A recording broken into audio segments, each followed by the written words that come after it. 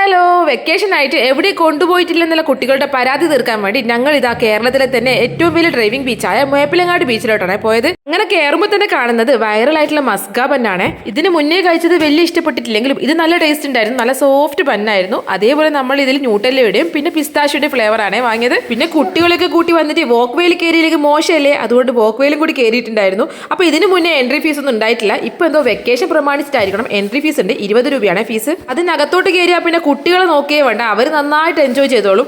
അങ്ങനെ കുറെ നേരം വെറുതെ നിന്ന് ബോറടിച്ചപ്പോൾ കഴിക്കാൻ എന്തെങ്കിലും കിട്ടുമോ നോക്കി അങ്ങനെ പാനിപ്പൂരി വാങ്ങിയിട്ടുണ്ടായിരുന്നു. പിന്നെ അവിൽ മിൽക്കും കൂടി വാങ്ങി. പിന്നെ ഒരു അലങ്കാരത്തിന് കോളിഫ്ലവർ ബജിയും കൂടി വാങ്ങി.